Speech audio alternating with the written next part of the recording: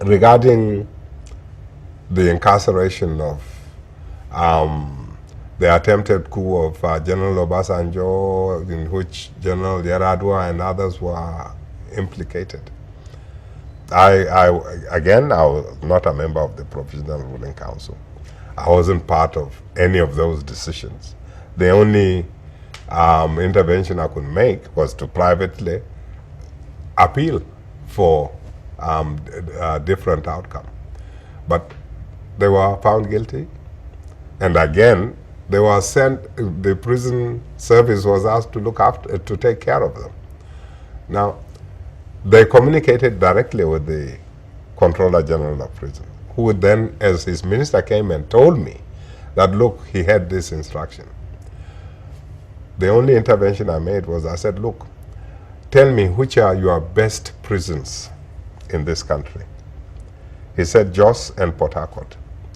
I said, please send General Obasanjo to one of them and General Yaradua to the other, and make sure that they have the best treatment possible, that their families should have access to them, they should have the food of their choice, and all sorts of conditions consistent with the offices they held.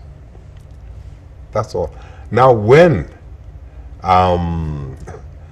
General Abacha's office understood that General Obasanjo and General Yaradua were not suffering, were not going through hardship, they didn't even talk to us.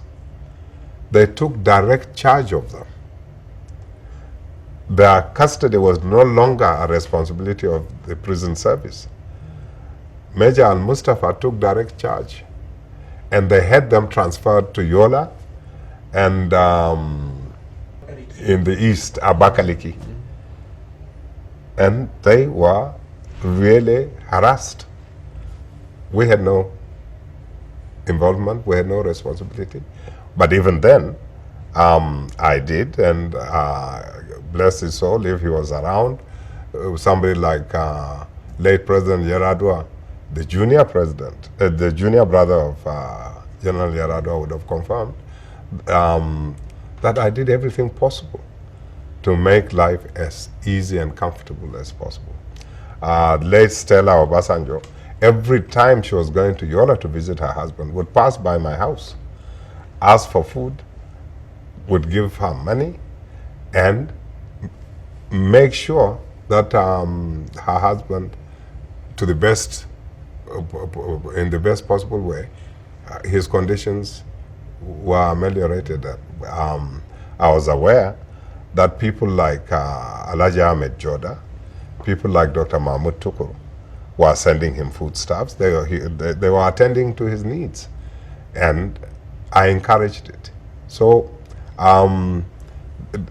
many other examples of the kind of ameliorating interventions I could make within the limits of my powers and capacity.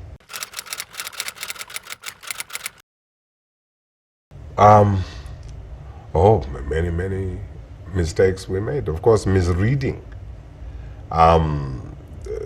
the transition program, misreading the dynamics of the military, especially those with their own ambitions to be president and so on. Misreading, not foreseeing the annulment, and that the annulment having taken place, Chief Abiola in particular believing that he could persuade General Babangida to reverse, welcoming General Abacha, taking him at face value when he says short tenure and there'll be a return to democracy and so on. Many mistakes. His flight to abandon basically the struggle just because he was misled by the security agencies.